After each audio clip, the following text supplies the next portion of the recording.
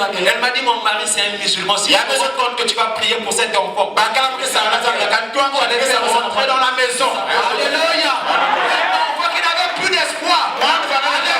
Alléluia. Nous sommes partis. Un mois s'est passé ou quelque chose comme ça. J'avais oublié. Quand je suis revenu là-bas, cet enfant-là est venu m'accueillir en cours.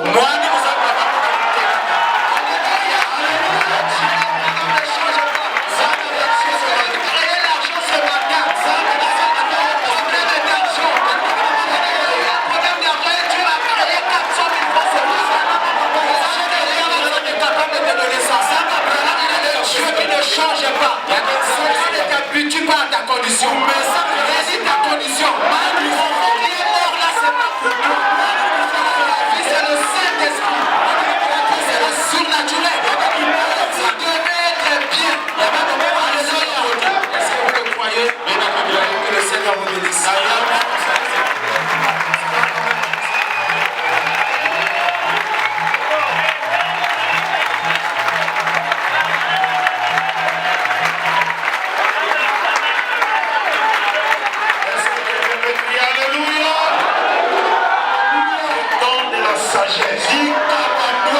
Quand tu reconnais ce don-là, tu passes par les milléniums. Aujourd'hui, nous avons plus que un homme qui a tourné le dos à la salle. Il n'y en a pas deux. Il n'y en a pas deux. Il n'y en a pas deux. Il y en a que les derniers choqués dans les champs missionnaires.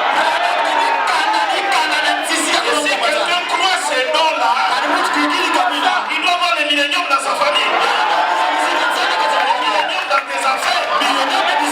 Dans ta santé. Est-ce que quelqu'un peut dire Amen? J'ai donné ce témoignage le vendredi, mais laissez-moi le donner. Nous sommes allés à Libreville. On dit toi tu étais là, viens. Est-ce que quand on a donné la requête disait quoi?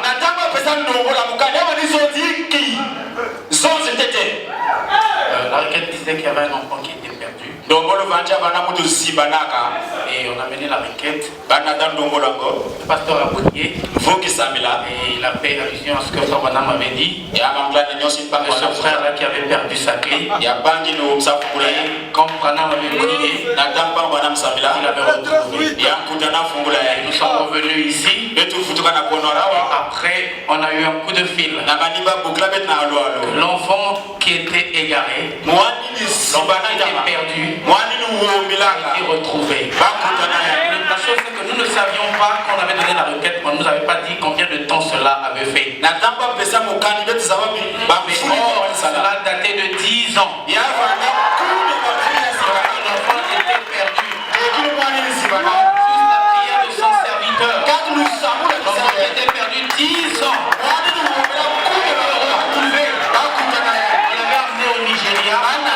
Et on l'a ramené à la maison. Donc 10 ans après, suite à la prière de son serviteur, je l'ai ramené à Libreville. Soit loué. Si l'enfant fait 10 ans, pourquoi que toi aussi tu retrouves ta santé? Pourquoi tu ne peux pas être béni? Pourquoi pas? C'est le moment. Pourquoi tu envoies ses serviteurs? Ils ont fait 10 ans. C'est qu'on ramène l'enfant devant la porte. C'est ce Dieu-là que je veux servir.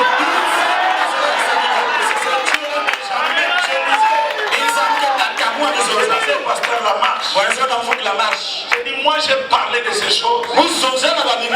Chez nous parfois, si même par ta couleur, tu peux redire ces choses-là pour qu'on ne puisse croire. C'est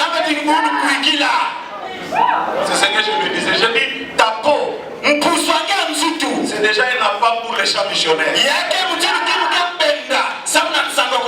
S'il y a des gens,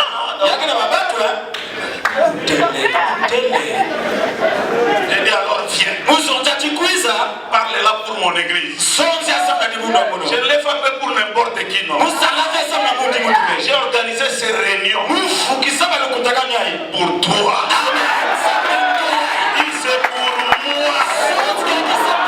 Pas pour une autre personne. C'est pour moi. Et quand Dieu déplace ses serviteurs, c'est pour moi. Et quelqu'un dise Amen.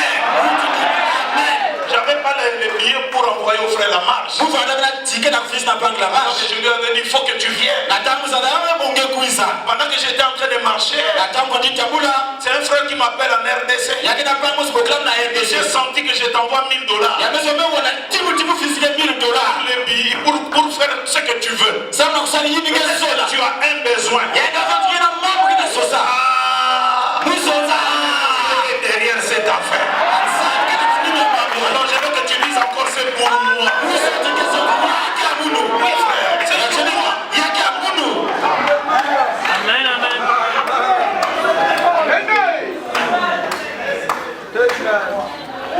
C'est pour toi. Dieu s'adresse, il déplace ses serviteurs. Non pas pour le tourisme,